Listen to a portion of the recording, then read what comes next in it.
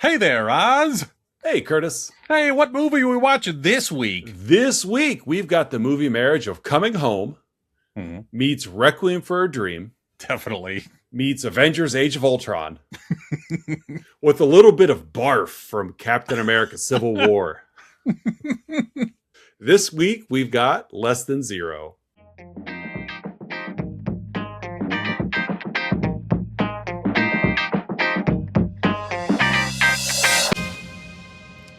You say barf from Captain America Civil War? That was the acronym for... That's right, the beginning. Yeah, yes, you're right. When he you're was right. doing the flashback of not getting along with his dad. You are completely right. I was thinking, I got stuck on Spaceballs. Right, well, that's fair. But Yeah. no, the acronym for that, it doesn't matter what it stands for, but Yeah.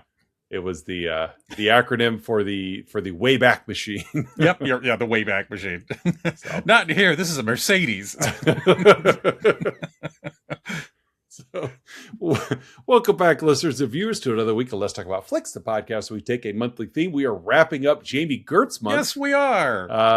We will reveal next month's theme at the end of this episode. I can't wait to reveal next month's theme. I'm excited for it's one of our month. best. Yes, I'm or excited. Worse, depending on perspective. Yeah, whatever. But I'm one of your hosts, Oz. I'm the other host, Curtis. And we want to give a shout out to our Patreon subscribers, Don S., Aaron A., Mandy K., Melissa L., Colin K., and Lyle M. Thank you one and all for your patronage. Yes, thank you. Because your patronage is not less than zero. No, it's not. It's more we than don't zero. We don't owe you money for being a patron.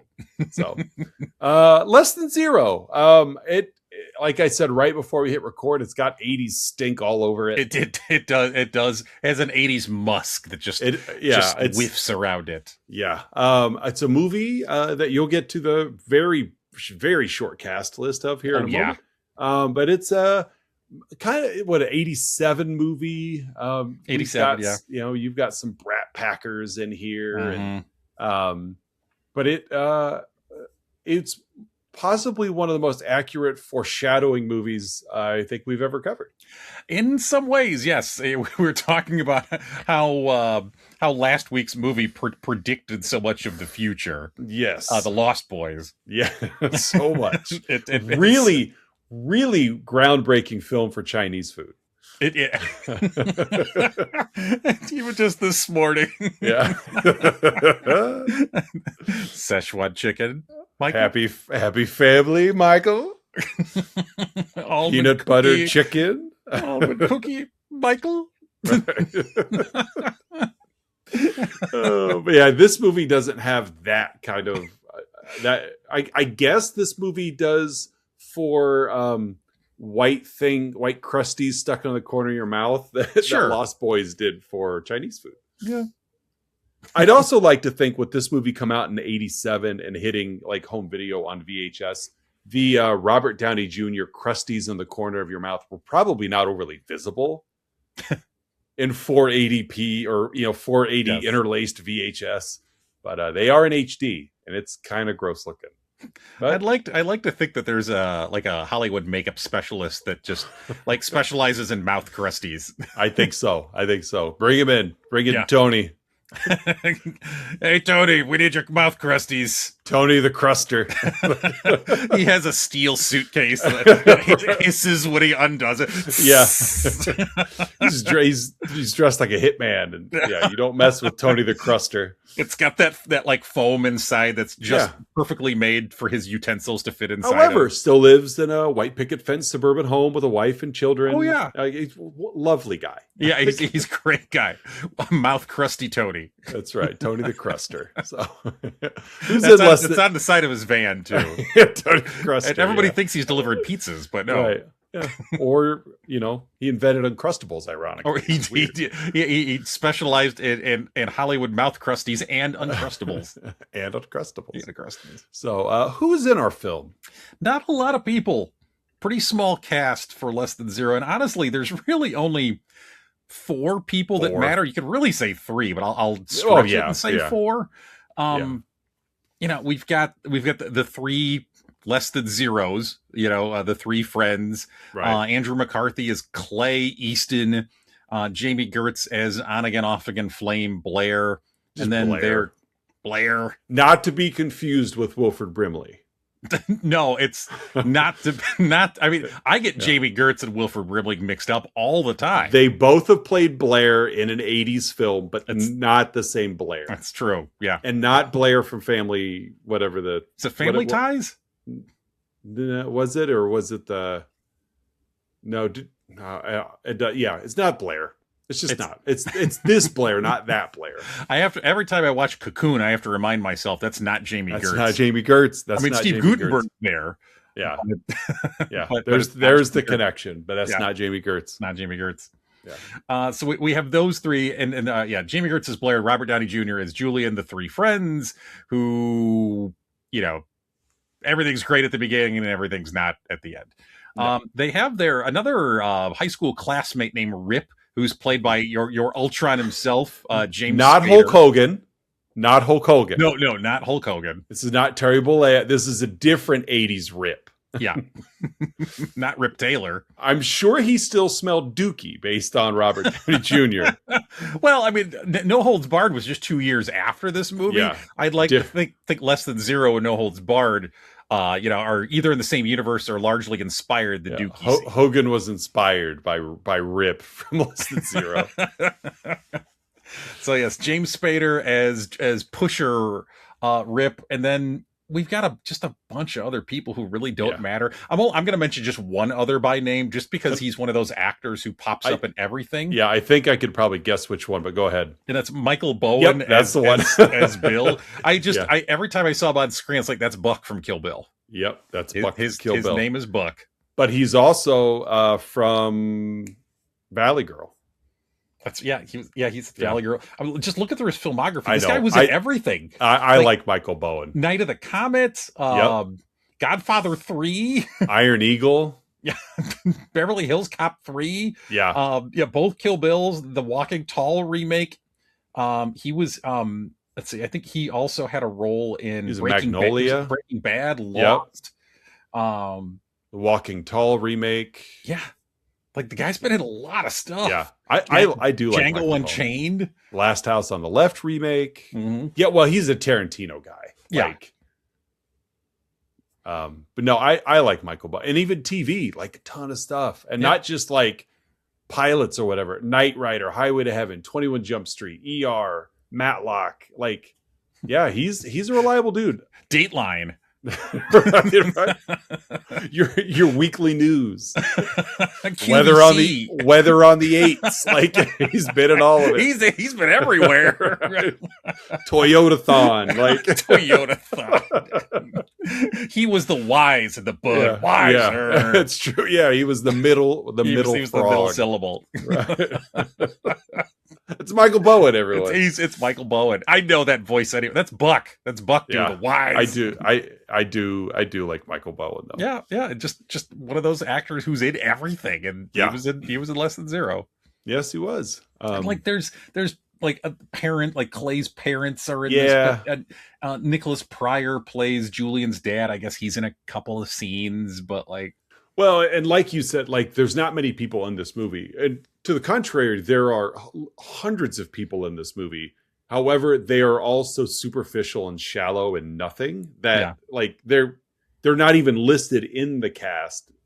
Probably even extras. There's just so many people because it's LA in the 80s and they're like Eddie Murphy said, all you do is party all the time. Like also all you do. 87. Yeah. And so I'd like to think that Eddie Murphy's song was inspired by Less Than Zero. Which then led to No Holds Barred.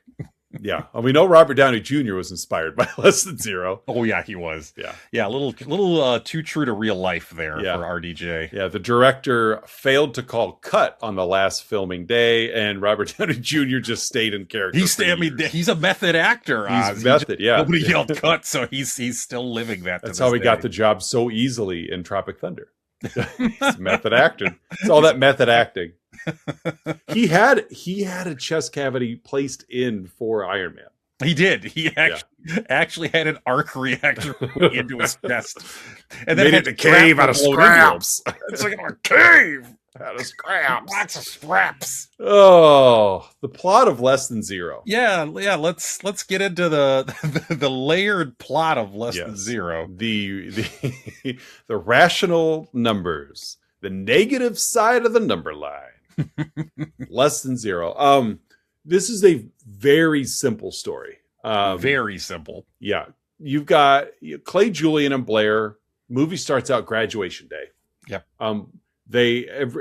Before we see anybody, they're throwing their caps in front of what is probably the largest American flag ever created. It's one of those ones that you unfurl on the whole football field. Yeah, you see this flag over like RV World, or Yeah. You're coming up on one because you could see it from 2 miles away. It's massive flag, like to the point where when they throw their caps in the air, I'm not joking, there's 30 caps, and this flag still has real estate. Like it's huge.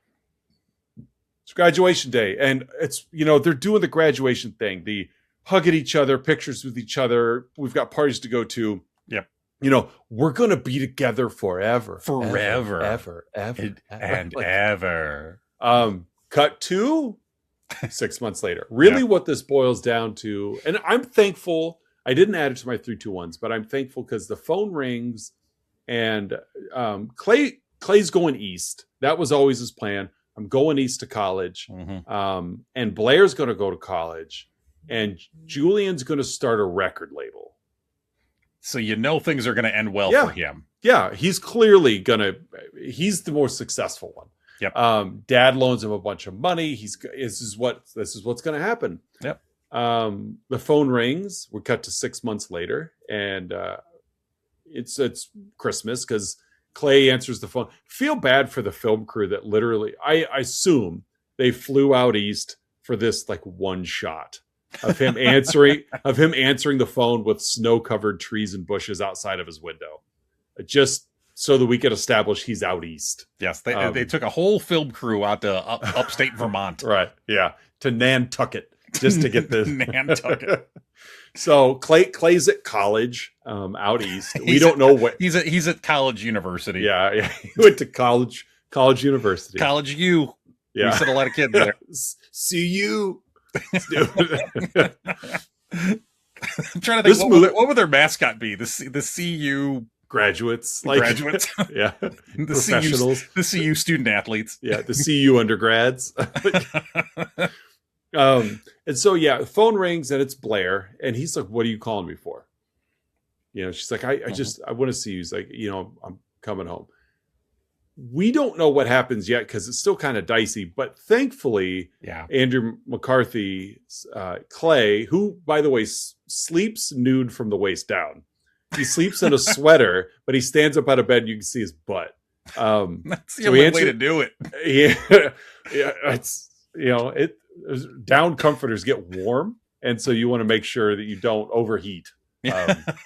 It's not good for reproductive systems. No, you gotta keep things moving. And so, but he sits down on the bed, and I did appreciate this that they didn't show us all of the backstory.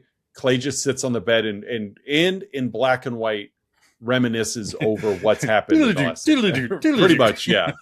Reminisces over what's happened in the last 6 months.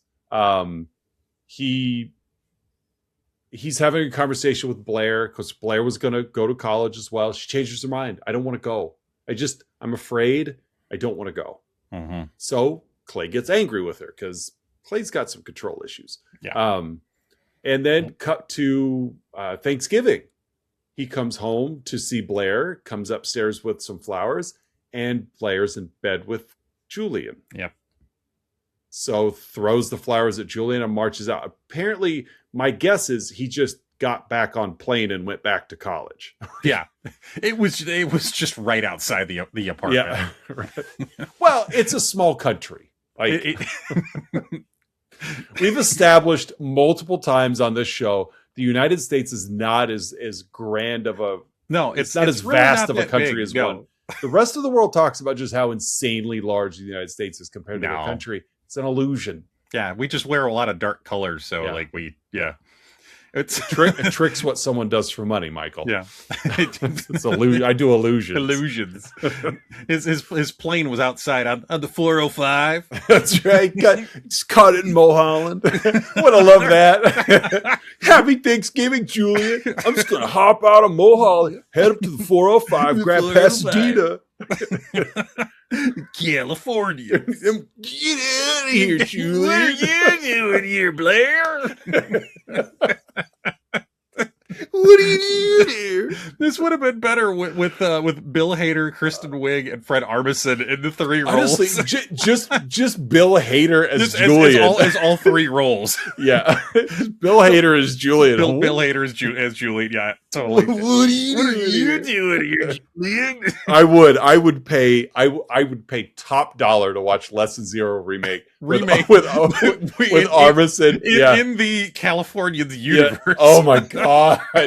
Oh my. That would instantly crack my top 5 favorite films. Oh god, yeah, without a doubt. It's what are you doing here? Instead of having a standalone film or a spin-off, it's just a shot-for-shot remake of them in character remaking Less Than Zero. Yep, I'm 100% on board. Yes, I sold. Here's all my money. We we gotta make this happen. Yes, because we have that kind of power. We've been saving our Patreon contributions. There you go. Here's all the money we have, Lauren. Make it work. Yeah. And so Clay obviously is battling this relationship with his friends. Blair being his longtime girlfriend, he's got no incentive to go home other than just family. And so I like the black and white flashbacks as to what he's dealt with. It's in, it's out. Honestly, there's 2 of them and it's done. Yeah. And I appreciate that. We get all the backstory without dialogue, just a quick. Well, we get annoyed easily by verbal exposition. We do. So just show me. Yeah, it was nice. It was nice that you took the time to film these couple of pieces to show us what happened so we can struggle with Clay and his internal struggle. So I'm cool with that. But he hops on a plane and he goes home because above all else, he loves Blair. Mm-hmm. He does. And Julian too. He does. He does. Yeah, he does. He loves his friends. He misses his friends. And he's cut them out until Blair calls. Yeah. And it's been 4 whole weeks. Yeah. It pretty much. Yeah. Yeah. You threw flowers at us 4 weeks ago. I'm out of here. I'm hopping out of the 405. Right. And just going down to Vicente. Wrong kid died. Yeah. Oh my. So he goes home and he finds out that the home he left 6 months ago and the home he was there for just a blip on Thanksgiving is not home. He has come back, and apparently the only thing keeping LA from crashing in on itself with drug use was Clay. It's Clay's presence. Clay left and everything fell apart. Yeah, Clay left and the LA riots happened. Right. He was Rodney King would not have been beaten if Clay Easton were around. Just stayed there. Poor Rodney King. Right. He said, I think that's what he was yelling out. Clay, where are you? That's exactly what Rodney King was yelling. Leave it to white man Clay Easton to be able to stop the race riots. To preserve racial unity in LA. Is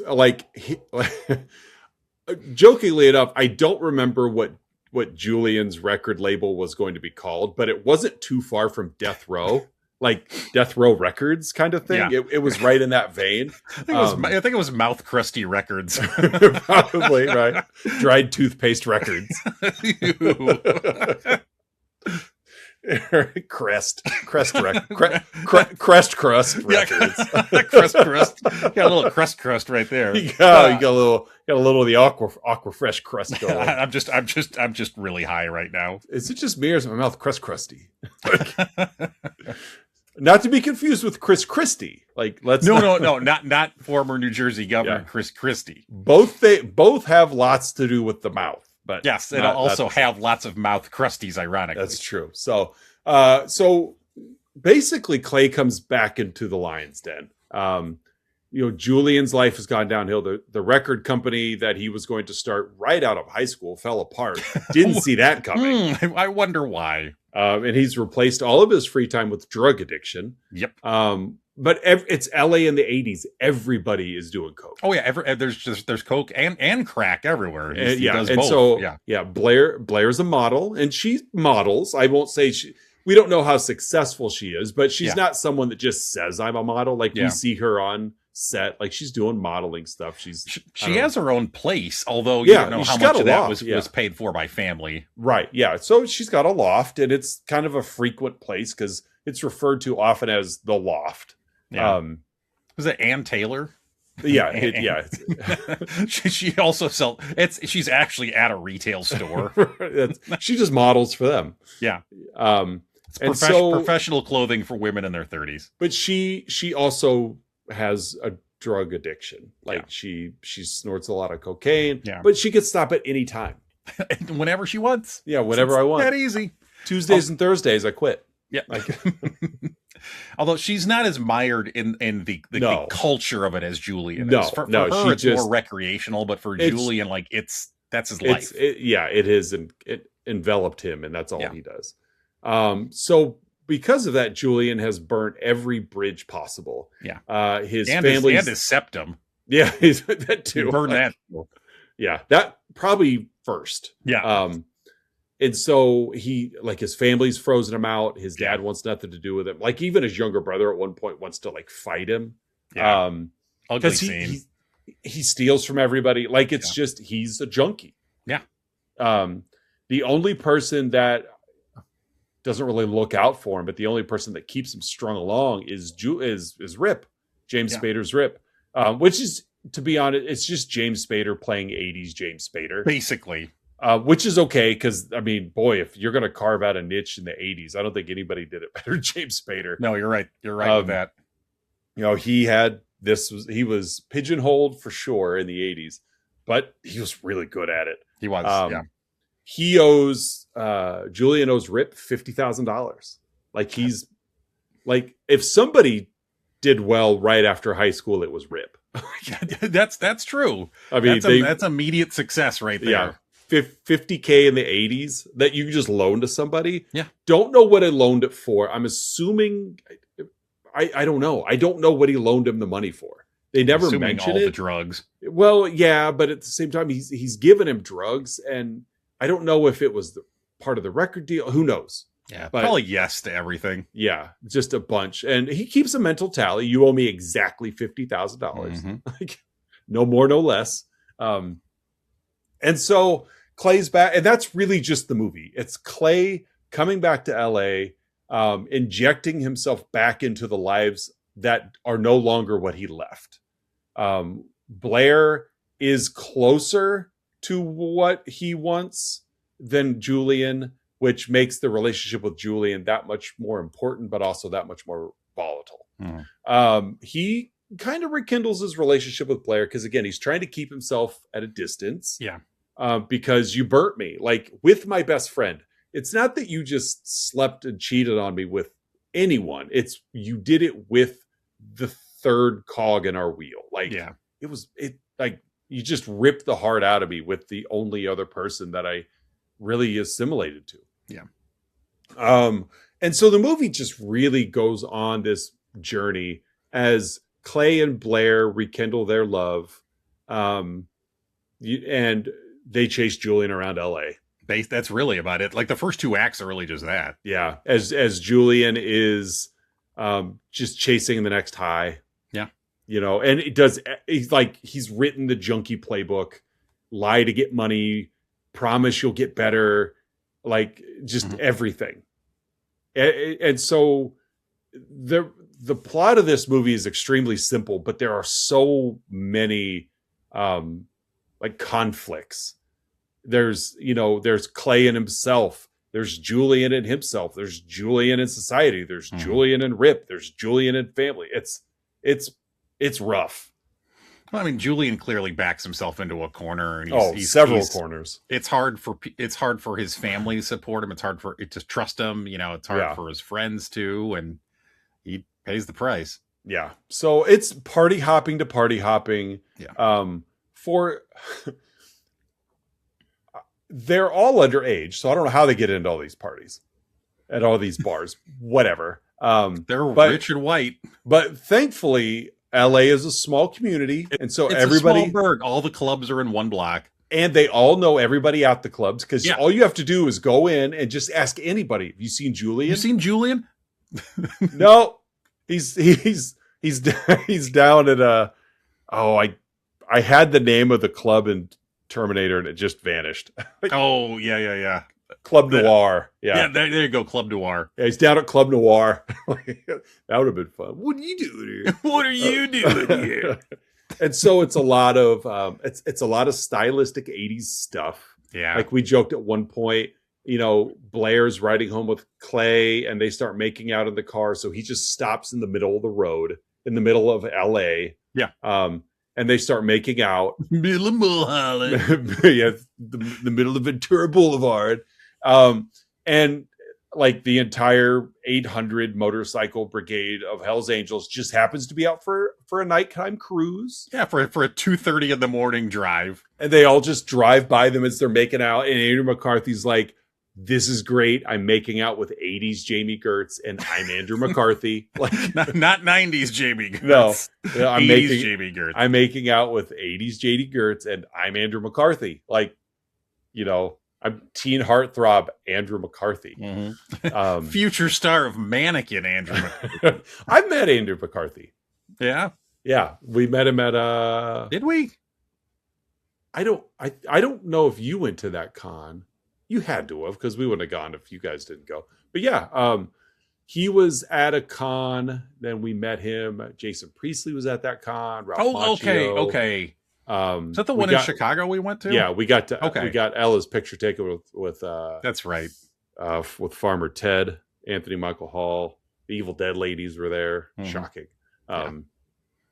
But no, so we met Andrew McCarthy. Nice guy. I think if I remember correctly, I think he went on to be like a travel writer. He was writing for like Travel and Leisure or something like. Yeah, it was pretty cool. Anyway, he's labeling the highways on Rand McNally's atlas. Right. Well, he's spent all the time with California. I fell in love with the road system of SoCal. It's a big cartographer. Yeah, big one. Andrew the Map McCarthy. That was actually going to be the surname of the third Mannequin movie. Was instead of Mannequin 2 on the Move, it was Mannequin 3 Cartography. Cartography. Yeah. It's just him and the mannequin are just driving across the country, just making maps. And she's not changed. It's him and a mannequin. Literally him and the mannequin. With the travel budget, they couldn't afford Kim Cattrall, or Christy Swanson. So he just had to stay. She stayed in mannequin form. He just talked to her like Wilson the volleyball. She had lines and everything. It's actually voiced by Bill Hader. He just did it with what are you thinking? Chocolate flavored kisses for my bed. It's all right. And so, first two acts are just Clay and Blair chasing Julian all around. And like takes of them longing for simpler days. The camera slowly pushes in on Blair as she's watching Julian, work the room. The camera slowly pushes in on Clay as he's watching Blair dance. Or as he's watching Blair take care of Julian, because the first couple times that Julian really crashes, he comes to the loft at one point, and it's visibly apparent Clay has no idea what has happened with his friends. Yeah. He's just watching almost in horror as Julian has hit rock bottom, but he's done it so often that Blair knows what to do. She knows how to take care of him. It's become normalized for Blair. It's normalized to help an ODing Julian. Yes. And Clay's never experienced this before. And it really was kind of a powerful scene to just watch him just panic of I am the educated one. I'm the smart one. I'm the one that's put together. I don't know what to do. I'm helpless right now. Yeah. And as my girlfriend, nurses my ODing best friend. Right. With love, but not passionate love, just love. And they have a conversation with Julian about basically what happened between Blair and Julian was not blaming Clay, but we were alone. Yeah. Like all we had was each other. We were lonely. It just happened. Like we weren't in a relationship. It just happened, and Clay got over it, honestly, fairly quick. But that's to each their own. So the real struggle, those three are trying to do their thing, but really at the crux of this plot, the external conflict is Julian owes Rip $50,000. And he's trying to figure out ways to do it. He goes to his favorite uncle, tries to borrow $15,000 to open a nightclub. I mean, he's got big ideas. Yep. Well, you get the feeling he's had big ideas for months, and he's burned all those bridges with those and he's big just ideas. Chasing. Of course, the nightclub falls apart because Julian cannot be trusted. At one point he breaks into Clay's and steals jewelry. He breaks into his own house. Like he's a junkie. Yeah. And even when he does end up with any semblance of money, he smokes it. Yeah. Or he drinks it, or he just cannot break the cycle. Yeah. Rip is put together. Rip gives the vibe of a drug dealer who's never done a drug in his life. Yeah. Like it is nothing. He's a businessman. It is nothing but business transactions for Rip. And he's to the point where he knows he's got Julian as a puppet on a string. Yeah. It's time to collect. And even when Julian tries to go straight with him a couple of times, he doesn't even have to strong arm him into staying. He just has to pull out something to do, something to smoke, something to do and ingest. And Julian just can't fight the urge. And of course, that's where Bill comes in. Yeah. As kind of the muscle. But even then, he's not much of a muscle as much as he's just zero conscious. Like you could tell he reminds me of a lot of from Fright Night, like Chris Sarandon's lackey at home. Yeah. Yeah. I'll do whatever you tell me to do. There's no boundary for me. I'll do it. If you want me to chase, Julian across the 5 clubs in this 1 block radius, I'll do it. So he's just at one point, Clay and Blair have had an intimate moment and they're just kissing, and Bill just helped himself into her loft. And Clay's like, "What are you doing here?" And he's just looking for Julian. I don't care who any of you are. I have an agenda. He's just I'm doing the job. This is the job. He's just like a pit bull. So it boils down to, you are going to work this off, Julian. Yeah. In some pretty ugly and inhumane ways. Yeah.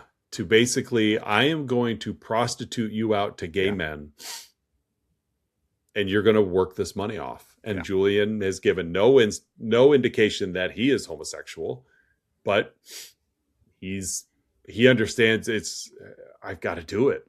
I can't pay him back. I have to make this right. So we get a couple of scenes. One a little bit, neither of them are graphic. One is a little bit more telling than the other. The first time we just see Julian coming out of a hotel room. Yeah. Bill standing guard, because again, you're not done. He even says, we got 2 more stops. Yeah. As Julian runs off when his back's turned, we got 2 more stops to make. And it's oh, that's so disgusting to just, that line, that's what Michael Bowen's good at, is those lines. I'm sure he's just a wonderful guy, probably a white picket fence and a family out in the suburbs. But in the movies, it's he's just same with the Buck character in Kill Bill. Just awful. Just an awful character. Yeah. But that's what you call Michael Bowen. Yeah. He's probably the PTA president. Probably. Yeah. He has to broadcast commercials in his local school district. You guys may have known me as Buck from Kill Bill and Bill from Less Than Zero, but contrary to popular opinion, I don't like to. Right. I'm Michael Bowen. I've adopted all my children because I don't like to do what my character says he likes to do. And so, we've got this, like Julian gets wrapped up in this prostitution cycle. Clay, being the superior man in this movie, just busts into this hotel room. High morals, that Clay. Yeah. Come on, Julian. And so we're going to drive Julian out to the desert so he could sober up. I don't know if the plan was to just keep driving or to leave him there, because they were there with him. So maybe they're only like 18 or 19. Yeah. Maybe they think that you could just sober up overnight. I don't know. They took him to the desert to literally dry him out. This is how you do it, right? Oh, that's not just wordplay. Yeah, that's not just a phrase. It's the driest part of California. We're gonna go to Death Valley to dry you out. Yeah, this is what happens. Undertaker lives here. We're gonna go to parts unknown. Parts unknown. And so they get out there and they do the whole drive through the night. It's daytime and Clay's driving and Julian slumps over on him and he kind of brushes his head out. Well, Julian's head falls back. Julian's dead. He just dies. He dies of assuming heart failure, according to what Wikipedia says, but he dies. And this after they had that, like there was an actual physical altercation with Rip and Bill and and Clay won. Of course he did. Because Clay took a glass tube off of some random 80s sculpture and busted him in the face with it. He used his highfalutin East Coast liberal education. That's right, yeah. It's the same education that Will Smith learned before he headed out west in Fresh Prince of Bel-Air. Clay learned it, but, Will's mom sent him out, to live with his auntie and uncle in Bel-Air. Bel-Air, Clay stuck around and he learned that. He learned how to fight. He did. Probably from the same guys that were, causing trouble in the neighborhood. Yeah. It was that same basketball court. Same guys. Yeah. So Julian dies. There's this funeral. Clay and Blair reminiscing because that's all they do is talk about Julian or fornicate. That's it. One of those two things. Yeah. Let's find the skinniest alley behind our home as possible.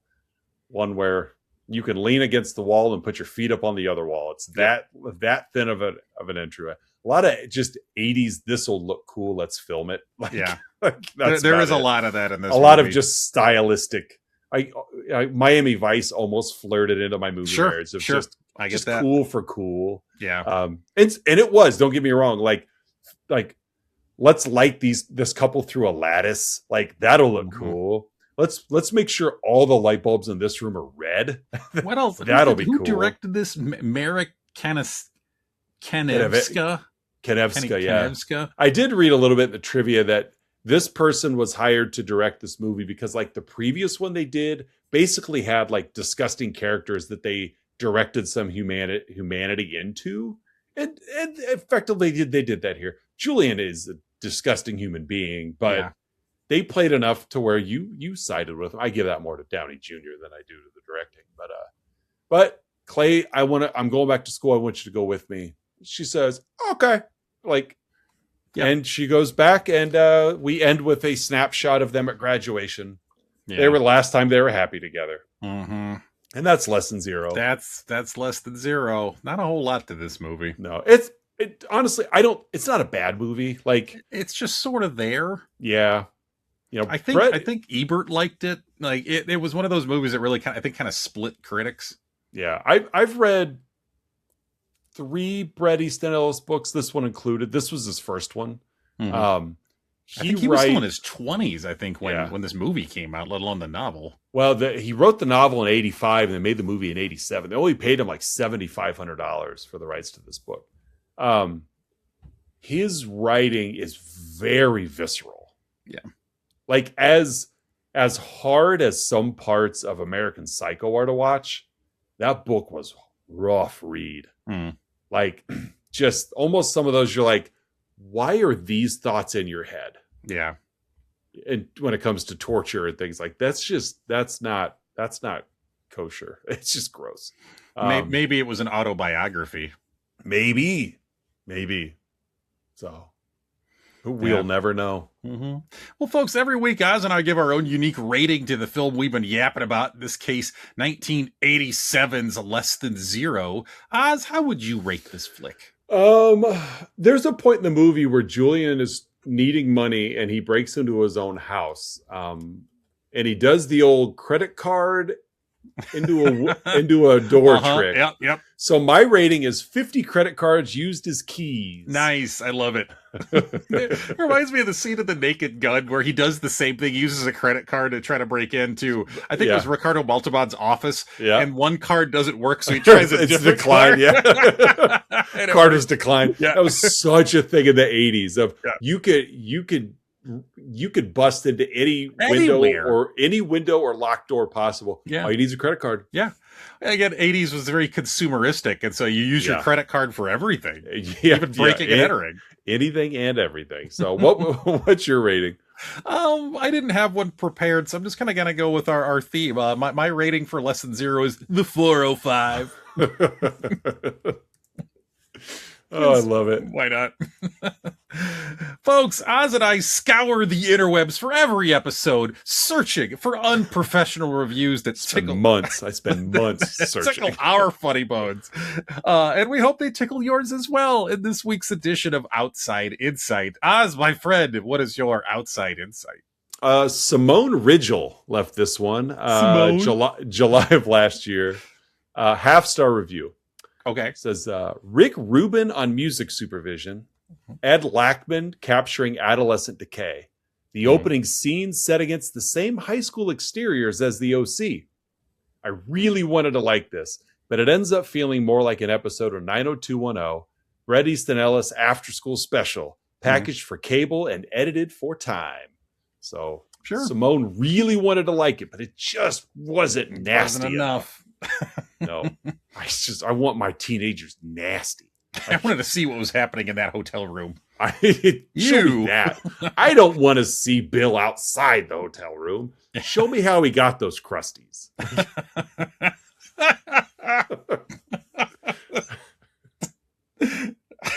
Anyway, what's your outside inside? I thought he was just thirsty. I thought he's just great dental hygiene. He's just low in electrolytes. And get some magnesium. Yeah. My outside insight, as always, comes from the Internet Movie Database. And this week's is a 2 out of 10, left in May of 2004 by Ali Waba with the subject line, underrated? No, just awful. Just rated. Just rated. Not over, not under, just rated. Yeah, this is rated. This film bored the crap out of me. Barely made sense thanks to a terrible script and directing. The acting was mediocre, and Blair wasn't even hot.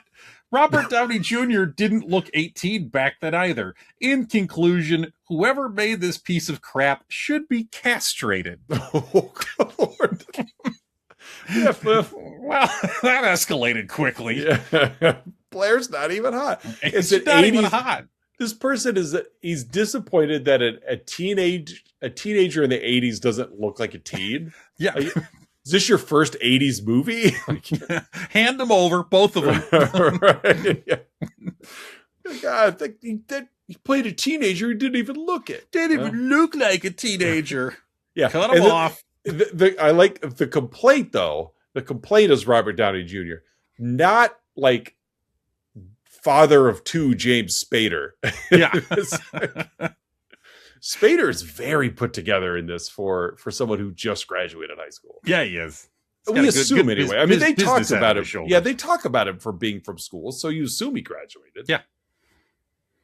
Yeah, so that's my outside insight. Very good. Folks, I like it. That brings us to the Let's Talk About Flicks signature segment, the point in the show you've all been waiting for, the 3-2-1, in which Oz and I each share 3 goods, 2 bads, and 1 about this week's movie, Less Than Zero. Oz, what are your 3 goods? My first one is they really nailed the 80s LA aesthetic. Like, Okay, yeah, I would agree with that. yeah, they're everything that that you would think of as being like keyed on in the 80s of just substance and exuberance and etc. It's all there. Like Yeah. We've got what essentially looks like a pyramid full of televisions, and it's just goofy for goofy's sake, but it's all there. It's basically MTV vomited on the set of this movie. It did that one party in particular. So that's my first, the 80s LA aesthetic. Yeah. Two, I really liked Jami Gertz's balancing act of when she was drugged up and when she wasn't. I think she did a really good job of showing that range early on, like real shifty eyes, very nervous in the voice of like, cause she's high. She doesn't want Clay to know she's high, because she never really does. There's only one time that Clay like catches her snorting. The rest of the time she's doing it like in the shadows and in the bathroom. Like, well, they're both so terrified of being judged by Clay. They are. But I really was impressed with Jami Gertz's like I said, the balancing act of the two sides of the Julian centric side and the Clay centric side. She did a good job, because we've joked a little bit, and she had a very active and busy 80s, early 90s career. But she's an adequate actress. Like, she's not award winning of anything, and that's fine, but she was good in this. And my third, even though you and I have never experienced it to this degree, the pressures of maintaining friendships, I think this movie did a good job capturing. Sure. We've never dealt with the drug addledness of things, but we had a blip in college where I was spending more time in an area that I,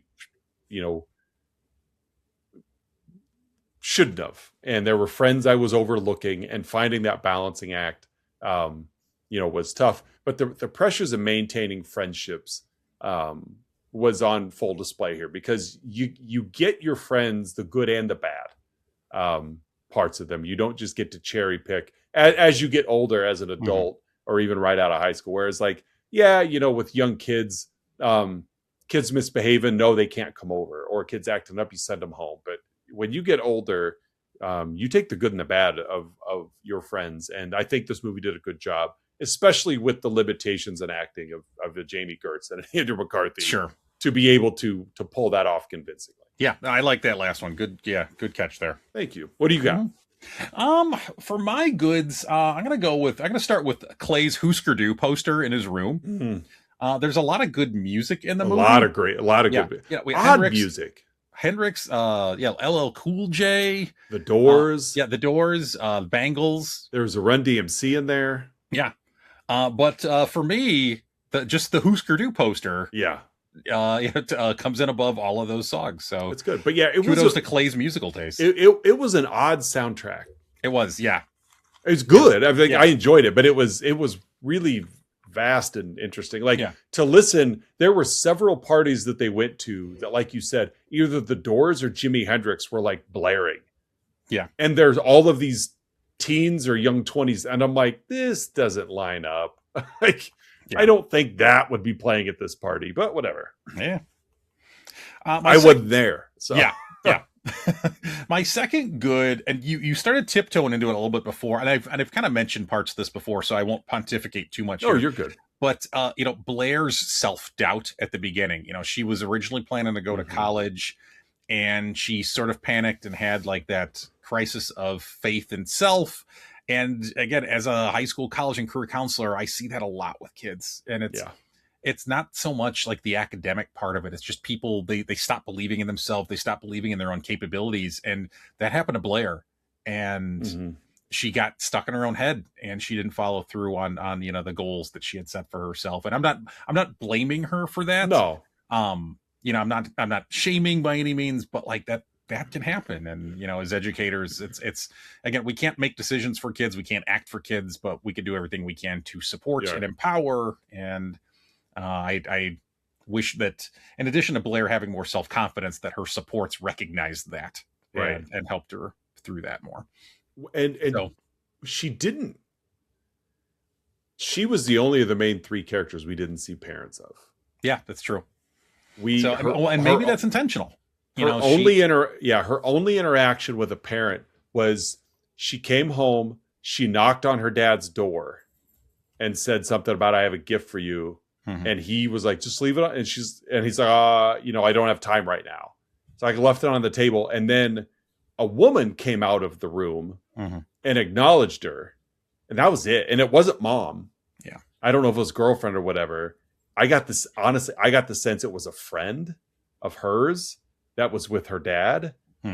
But I don't know. That's all there was. That was the only family. I forgot about that scene. And I remember that scene impacting me early in the movie as I was watching it, but then I just because we see a lot of Julian and his dad and a little bit of his brother. We see a couple of scenes with Clay and his parents. They're split. He's got a new stepmom, or dad's got a girlfriend, but it's like that's the only like familial contact we see of Blair. So to kind of go hand in hand with you, of like, she had no support system. Yeah. She had Julian and she had Clay, which Clay left. Why she clung to Clay and Julian so much, and how, without the one truly stable person in her life, Clay, how she fell apart so quickly. And by the end of the movie, she goes with Clay. Yeah. And I'm framing this as a good because of, I guess, even though it's a bad thing that happened, I'm framing it as a good because of just how the movie framed how much self-doubt and a lack of a support system. I thought it was done realistically. Yeah. So that's my second good. My third good is the beginning of the movie. We get through the graduation and all that stuff, and then we get the freeze frame on them, and then as he's arriving back in LA, that like hazy shade of winter just drops as soon as it's such an awesome version. I think in the song. taxi driving down the street, and then the credits hit 7 minutes into the movie. I thought that was well done. I liked how they paced that out at the beginning of the movie. Yeah, so it's like they establish, because this movie takes place over that Christmas break. Yeah, I mean that's this movie, but I like how they, like you said, they took that opening pre-credit scene, pre-title scene to establish the past. Yeah, it was a true prologue. Yeah. Yeah, and it's like, here we go. Now you know enough about these three characters that we can go. Now we can start the movie. Yeah, and I was cool with that. I thought it was well done. Instead, I'd much prefer Hollywood do things like that than play all that and then like drop the cast and title in the lower left-hand corner to where you're not even paying attention to it as they're acting over everything. Yeah, I like it as a like a chapter break on a DVD. Boom. I want to see who the best boy is. Show me the executive producer lists. So those are my three goods. Oz, what are your two bads? My first one is the awkward drive back into LA with dead Julian. Yep. But they drove overnight to get him out into the middle of nowhere, California. Assuming California, hell, they may have been in Nevada by now. But they drove overnight and then he died. And then we cut to the funeral and I'm like, you guys all had to drive home with him. Yeah. And that was just a 3-seater. There wasn't a back seat to this. No, it's not like they could have just, they could have Weekend at Bernie'd him in the back. Which gave Edward McCarthy the idea. That's where this, well, Yeah. What if C. Thomas Howell's available? No, it was Jonathan Silverman. It wasn't C. Thomas Howell. Yeah. And my second one, and this bothered me all throughout the movie, was Clay's just ignoring consent with Blair. She was with him, but if he wanted a kiss, he took it. If he wanted to be physical with her, he did it. There was no there was shared intimacy, but it was always, there was no like leading up to or teasing. It was just, I'm going to kiss you now. Yeah. I'm going to grab you now. And he just did it whenever he wanted. And that really bothered me. Like, it just, I mentioned earlier, he's got some major control issues. Yeah. And Blair was the only thing in this movie that he really controlled. is, and she's especially physically. Yeah, and she's so codependent. Yes, like she very can't much so. function without Clay. And like even when it was with Julian, she's hanging on by a thread when it was just the two of them. Yeah. But you see how desperately she needs, not just once, but needs Clay for stability. That she just basically lets Clay do whatever he wants. Right. And Clay is played as the good guy, and overarching he is. Like he's but even every good guy's got his vices, and that was the one in this movie that bothered me. Yeah. And I know it played it up all sexy and whatever, and she was always in for it, but at no point, with the exception, I will give the only exception to the like let's make out in the middle of the Hell's Angel scene where he's driving and she's initiating things with him. Other than that, every other time they were together or kissing or anything intimate in this movie, it was Clay just taking it. Yeah. And that bothered me. I didn't like that. Those are my two bads. Yeah, I like that. I just I was looking at my bads and my hun. I just made a last second change here. So my first bad is, even though I really liked the prologue sequence and how it cut right into the credits and Hazy Shade of Winter dropping, as soon as I mean, this was a first time watch for me. Okay. And, I'd read about it and knew the basics of it. But as soon as I saw that freeze frame shot of the three of them happy at the graduation ceremony, I immediately knew two things. I immediately knew this was as happy as these characters are ever going to be. Yep. And this movie is just going to be them miserable for the rest of the movie. And I also knew that that's the last shot of the movie. Yeah. Is we're going to go back to the freeze frame from before to reflect on happier times after we watch an hour and a half of them suffering. And both of those things are exactly what happened. So that's exactly what happened. It was that freeze frame was incredibly predictable of the entire rest of the movie. Yeah. And again, I love the prologue, except for that. You didn't have to do that because it telegraphed the rest of the movie. They really played their hand early. Like you could have even said somebody's going to die. Yeah. So that's my first bad. It's just that moment. Just it gave away the rest of the movie. I feel like most freeze frames that are not freeze frames at the end of a movie, because obviously it's way too late to give it away at the end of the movie. But I think any freeze frame within a movie is telling. Yeah. There's a reason you're doing that. Even the on purpose intentional comedy of the freeze frame high five in Wet Hot American Summer. Yeah. it's telegraphing that, he's turned things around. He's not this pushover anymore. Yeah. Yeah. Wasn't expecting a Wet Hot reference. But again, that's the only mid-movie freeze frame I could think of. Check out Lindsay's chicken wings.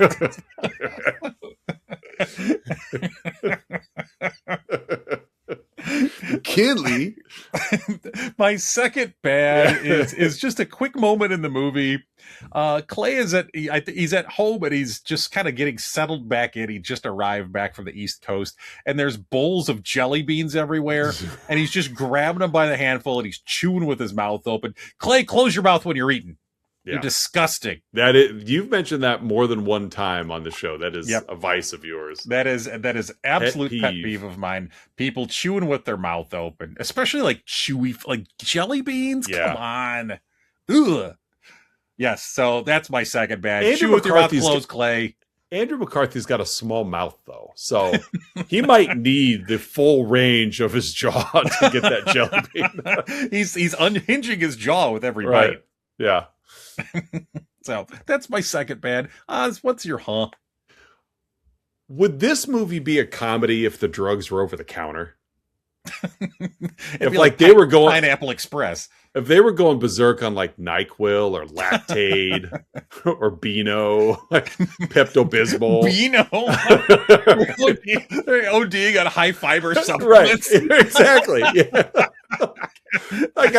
As I'm watching this, because these are hard drugs, coke and crack, these are hard drugs. There's no marijuana use in this movie. It's just hard stuff. And I just got to thinking the same, play it out the same, all the same reactions and the shiftiness and all the sweating and the OD, but it's over I like the fiber supplements. It's all this over like fish oil pills Yeah. or just Benadryl or just some just over the counter like just something not as extreme. Mm-hmm. But they're all just like, that's what the kids are losing it over these days. The $50,000 that Julian owes Rip is just toilet paper and plumbing bills. Yeah, he owes him $50,000 because he's bought too much like allergen medicine or whatever. OD got Allegra. Exactly. Yeah. Oh my gosh, what am I gonna do? I've had Tylenol PM. I've had too much of the antihistamine. Right. I need more histamine. Give me more histamine, Rip. Mainline it right now. Oh, I need sweet histamine. I've lost too much histamine.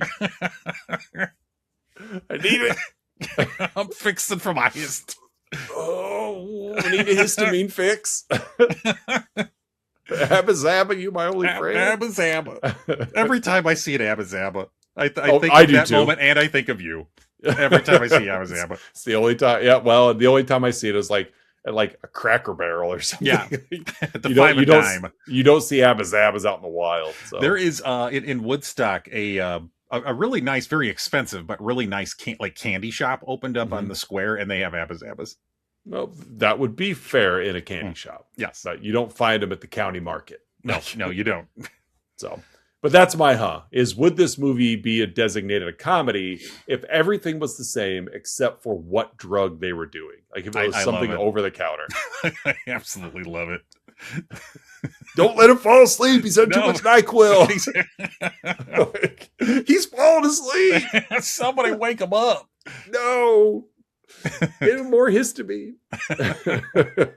So what's your my original haul was gonna be like just the big bottles of alcohol they were passing around at the high school graduation ceremony that everyone was okay with. Totally fine. You guys are adults now. It's fine. Yeah, but I pivoted to who is this movie for? Because Bret Easton Ellis. Yeah, well, and because I was originally going to frame this as a bad, but I'm pivoting it to more of a hunt now. Like, who's the movie for? Because all the characters, and this is something I struggled with the movie, all the characters are really unlikable. They're vacuous, they're codependent, they're spoiled, they're entitled. Even the tangent friends, like the group of girls they run into at every other party, like they're nothing. They're just they're the equivalent of like a human like road sign. Because they're always just like, well, they went that way, or Blair's upstairs, or yeah. But it's like I don't. Who is really drawn to this movie? Like, I love the characters in Less Than Zero. Like, you like watching people suffer, right? Like, but the Marquis of Sade. They're all rich white kids. Emperor Nero, like. But yeah, you're right. Like this movie, they're hard to connect with. Well, and it's almost like this movie is for anti-yuppies. I guess. Of someone that's like, I'll watch. Oh, a movie where those SoCal yuppies get, I'll watch what's that. coming to them. Yeah. Yeah. I'll watch that. But other than that, you're absolutely right. Like this, unlike, I've mentioned before, I believe, I know I've mentioned that. I just don't know if it's on the show. Like a movie like Bring It On attracts cheerleaders and anti-cheerleaders. Yeah. Because it celebrates and denigrates. Yeah. This movie is like repellent of all. Like, are you a yuppie? Well, you're not going to like this movie. Do you not like yuppies? Well, you're also not going to like it. Yeah, because this movie's full of yuppies. Like, unless you like drugs or Michael Bowen. Or it's specifically made for members of the Bowen family. Yeah, it's the Bowens. Bowen Yang and Julie Bowen. Yeah, they love it. They can't get enough. Bow and arrow. Nice. So, I mean, that's my Who's the movie? Yeah, that's a good one. Yeah, that's fair. Really unlikable. Fair. Yeah, so. You're right. There's no redeeming character in this movie. Nope. Clay is supposed to be our hero, and he's very flawed himself. Yeah, a lot. Yeah. It'd be curious to see him in the like who is Clay outside of these couple of days? Right. Like what's like a normal day like for Clay? Like when he's back at college, is he the big jerk that he kind of comes across as, Or is he really truly the good guy that the movie wants you to think that he is? Right. And that maybe he just, he came off that way because Blair and Julian are so destructive. Yeah. That he, he's just, I'm fed up with you kids. That's a good question. Yeah. Yeah. I don't know. That's 1987's Less Than Zero, and that closes our condensed April 2026 Jami Gertz month. Yeah, let's do another one. Yeah, so speaking of Oz, I will let you introduce next month's theme. I love this so much. All right, now, just for transparency, there are many themes on our show that are coming up in the future. Many of those themes are the result of just real stupid ideas that pop into our head. Mm-hmm. This is one of them. This is one of the stupidest. This might be one of the stupidest. Stupider than Bam Bam Catherine Bigelow. Yep. Stupider than Ouch. Yep. Dumber than insulting titles. Yep, and not martial arts movies. Clearly not martial arts movies. The theme for May 2026 is Gosh Barn It. Movies with barns. I've been waiting just to hear that said out loud. Gosh Barn It. Movies with barns. So the rule is every movie that we cover for May 2026 must feature a barn. And not just like we drove past a barn, but the barn plays a prominent piece in the film. Some kind of significance impacts the story. Yeah. There's a reason that said barn is there. It's a setting that the barn plays a part of the setting more than just we're on a farm. See the barn over there? No, it plays a role. You know what? It was hard whittling it down to 4. It was. It was. Yeah. There's a lot of movies, some we've already covered, that have barns in them. Yes, there are. Hoosiers has barns. Yeah. Mm-hmm. Kingpin has barns. Kingpin definitely has barns. Yeah. There's movies that, in my opinion, there were movies that popped onto my radar where the barn wasn't enough of a play that I'm like, I don't want to do that. But but all the movies this month, there's 4 of them. Yep. All 4 of them have a barn in it. They all have a barn. So we're going to do a month of Gosh Barn It. These movies with barns. Movies with barns. So, that's the theme. What are we kicking off with? Well, because we felt a little guilty because, every time we do Patreon subscriber month, at least for the last couple of years, we have 6 Patreon subscribers. So it's more like a month and a half. Yeah. And so whatever the April theme is gets shortchanged. And so in this case, it was Jami Gertz month, only got 3 episodes. So to make sure that we are giving Jami Gertz her due, we are starting Gosh Barn It Movies with Barns with Twister, which also features Jami Gertz. So we get kind of a segue here. Yes. How many of you had Jami Gertz barn movie on your bingo card? We could have had a whole month of Jami Gertz barn movies. We would have watched Twister 4 times. 4 times. We reviewed it for 4 straight weeks. So this is a nice little segue where Miss Gertz gets her 4th movie, so she gets a full month, and we kick off Gosh Barn It, Movies with Barns, with a movie with a barn. Yeah. With a true summer blockbuster movie. Yes. This Twister is, it checks all the boxes for a summer blockbuster. And when you go back, I mean, it's like since Jaws, this is what Hollywood has been striving for. Is that summer blockbuster. Yeah. And when here we are, almost 50 years later after Jaws, looking back and how many like stood the test of time movie like summer blockbusters could you really say there are? Every year has a blockbuster, but how many of them like hold up? Twister's one of those that holds up. It does. Yeah, despite the fact that the effects are getting a little dated and I'm looking at the box office, it estimated budget 92 million, which was a lot of, it's still a lot of money, but in 96, that was a lot of movie. Worldwide gross was almost 500 million. It made almost 5 times its budget. Yeah. I remember this movie come out and just looking at the weekly box office numbers and it just didn't stop for weeks. No. And you really can't say that over the last I don't know, 30 years or so, there really hasn't been that many of them. Mhm. Every year has a big movie, but how many of them are memorable? Yeah. You know, Twister, obviously Jaws is one. Yeah. Twister is one. You know, there a couple of years ago, it was like, oh, it's going to be Barbenheimer. You know, for the year it was, Mhm. but neither of those movies you talk about today. Like, Yeah. you know, I mean, Twister just, again, at the time of this recording, just last summer got a legacy sequel. yeah. And so, yeah, there really aren't, in my opinion anyway, a bunch of summer blockbusters that really hit it. Yeah, and this one nailed it. I'm not saying it's a perfect movie, but it checks the summer blockbuster. Oh, for checklist. sure. Yeah, it gets them all. Sure. Yeah, because I'm quickly looking at some here. Rotten Tomatoes says the 75 best summer blockbusters of all time, right? Mhm. Parenthood. No. It made a lot of money, but when I think summer blockbuster, no. The Fly. No.